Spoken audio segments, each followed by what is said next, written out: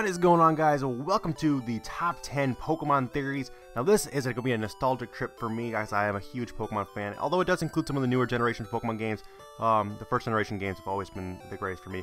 But let's go ahead and get started. Jump right into this with the number 10 most popular Pokemon theory of all time, and that is that Wobbuffet is just nothing more than a decoy.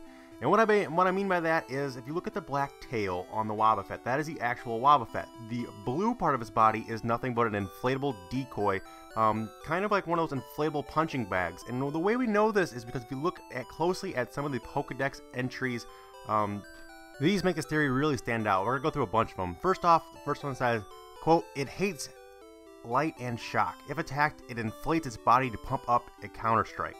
Next up is, "It desperately tries to keep its black tail hidden. It is said to be proof that the tail hides a secret." And then later on, in a later entry, says, "Wobbuffet does nothing but endure attacks. It won't attack on its own. However, it will not endure attacks on its tail. When this happens, the Pokemon will try to take the foe out using Destiny Bond." More proof that it is in fact the Pokemon is just the black part and the rest of it is just this inflatable thing it takes blows with. Moving on to our next theory, which is the theory that there's a mix-up in evolutions. Apparently there was a mix-up where Venonat was eventually supposed to evolve into what is Butterfree, and Venomoth should have been the third evolution from Caterpie. Now taking a look at this chart here, it totally makes sense. As you can see, Butterfree and Venonat's eyes look alike, whereas Metapod and Venomoth also look like, varying with the stuff on the top. It also has the same feeler looking thing as Caterpie. It just visually makes more sense the way that it should have been, but you know, sometimes along the way this was mixed up or just changed. Next up is a theory that Kabutops and Genesect are highly related. And now if you read the Pokedex entry for Kabutops, it says, quote, "It is thought to have inhabited beaches over 300 million years ago. It is protected by a stiff shell." Now if you read the Genesect Pokedex entry, it says over 300 million years ago, it was feared as the strongest of hunters. It has been modified by Team Plasma. Now the theory goes that Team Plasma got their hands on a Kabutops and they modified it, put this armor on it, and bam, you have a Genesect. Our next theory is a very, very popular one in the Pokemon community, and that is that Gengar is simply Clefable's shadow. Now as you can see, they have very, very similar body types and structure. Gengar is considered to be the shadow Pokemon, and if you look at the two types, normal and ghost, they cancel each other out. They also have the same weights, and like I said, they just look the same, and it's a very, very cool fan theory, one of my favorites.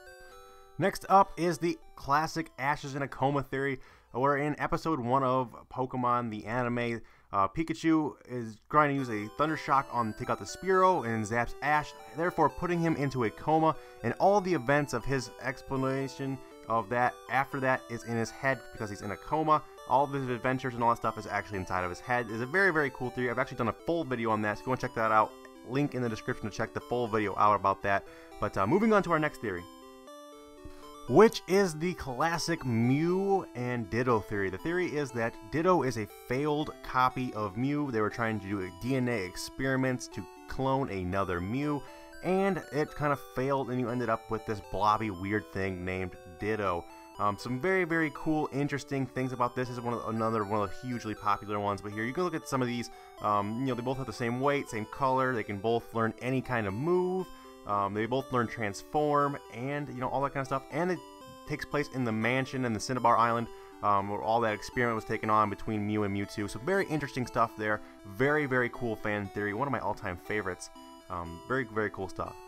Next up is the theory that the character N from Pokemon Black and White and Black and White 2, he is just a puppet leader of Team Plasma. Or if you're not familiar with the story, Team Plasma wants to separate the worlds into two worlds, one for humans and one for Pokemon. But the theory is that N is not actually a human, he is just a Pokemon, which is Zoroark, which is casting an illusion. It has been confirmed that Zoroarks can take the shape of humans and can complete their speech patterns. And look about their hair, it's very similar. There's a lot of information to this. Maybe I'll make a full-length video on that one in the future. But very, very interesting theory. Very cool stuff. Up next is, of course, probably the most popular Pokemon theory of all time, and that is the theory that Kangaskhan is in fact Cubone's mother. There's a huge debate about this. It's very cool, very interesting as always. I personally believe in this because of the whole missing no thing, where if you catch a missing no, it evolves into a Kangaskhan. So I believe that the developers late in development changed this. This might have been what it originally was going to be. Who knows exactly what's out there? Who knows exactly anything about it? That's just what I believe. Very cool fan theory though. Our number 2 theory is the theory that Blue's Raticate dies during the battle on the SS Anne. Very cool theory, where basically you take on Blue or Gary in the original Pokemon games, you defeat his Raticate on the SS Anne, and then it's never seen again. Basically, the next time you see him, he's in Lavender Town, which is exactly where it needs to be, because he's in that ghost tower where he's mourning the death of his Raticate. The theory goes that after the battle, he continued on the SS Anne and was not able to get his Raticate to a Pokemon Center in time, therefore it died, and like I said, he was in Lavender Town to mourn the loss of his Raticate that you killed, and that is why he is taking it on you as your ultimate rival for the rest of the game as well. Very cool theory.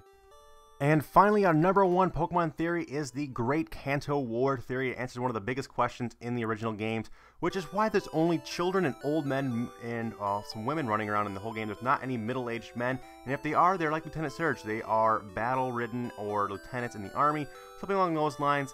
There's a lot to this theory. Like I said, I've done a full-length video on this one, so I will leave a link for that in the description as well. If you guys want to see that video, please go check that out, guys. I hope you guys enjoyed these theories. I really hope you guys enjoyed this list. I really thought it was really cool stuff.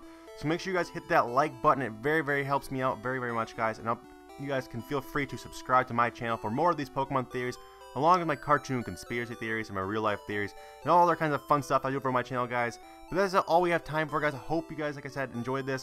So always, guys, have a great day. Game the fuck on, guys. I'll see you in the next video, guys. Peace out.